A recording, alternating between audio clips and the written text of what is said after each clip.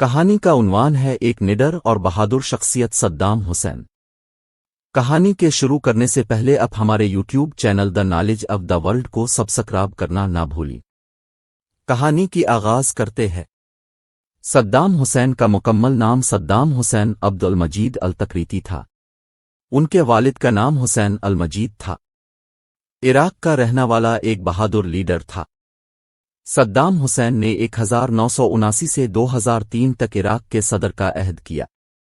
انہوں نے ایک طاقتور حکومت کے ذریعے ملک کو رہنمائی کی جس میں انسانی حقوق کی خلاف ورزی، سیاسی دباؤ اور جنگیں شامل تھیں، جیسے کہ ایران عراق جنگ 1980-1988 اور خلیج جنگ 1990-1991۔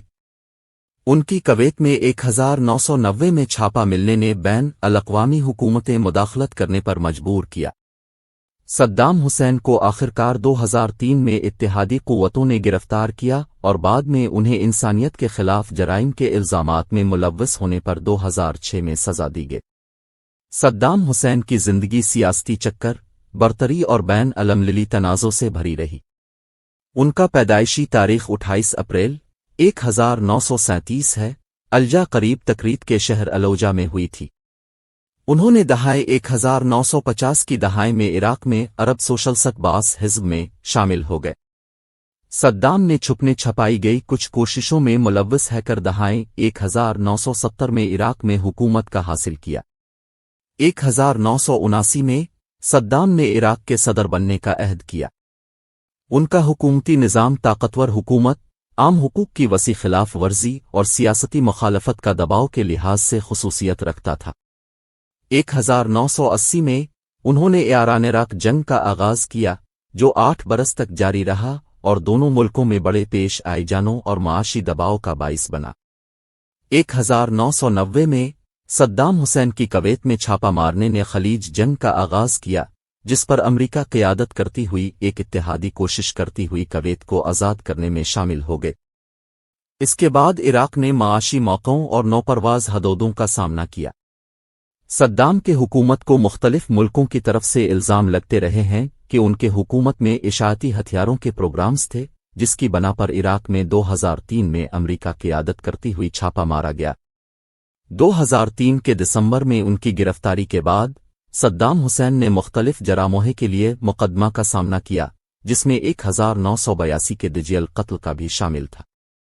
انہیں سزا دے دی گئی اور 30 دسمبر 2006 کو پھانسی دی گئی۔ صدام کی زندگی ایک پیچیدہ کسانی ہے جو عراق کی سیاسی تاریخ اور بین المللی تعلقات سے مشغول ہوئی ہے اور ان کی حکومت کا علاقے کے لیے گہرے اثرات ہیں۔ صدام حسین کو 30 دسمبر 2006 کو پھانسی دے دی گئی تھی۔ انہیں عراقی خصوصی محکمہ نے 1982 میں دجیل شہر میں 148 شیعہ مسلمانوں کے قتل میں ان کے کردار کے لیے سزا دی گئی تھی۔ 2003 میں ہونے والے امریکی قیادت کے زیر اہتمام عراق میں چھاپا مارنے کے بعد یہ مقدسانہ عملیات اور ان کی حکومت سے ہٹا دینے کے عمل کا حصہ تھا۔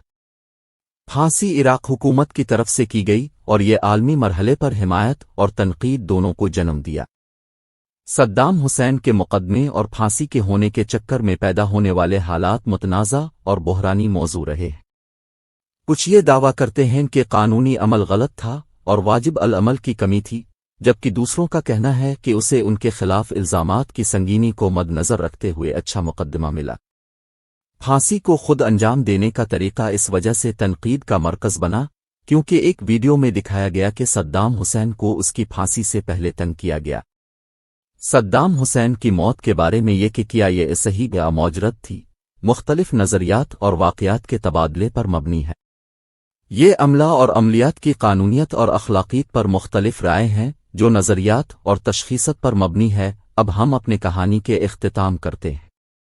اگر آپ کو یہ ویڈیو اچھی لگی ہو تو ہمارے چینل کو سبسکرائب کرنا اور لائک کا بٹن دبانا نہ بھولیں گا۔ شکریہ۔ اللہ حافظ۔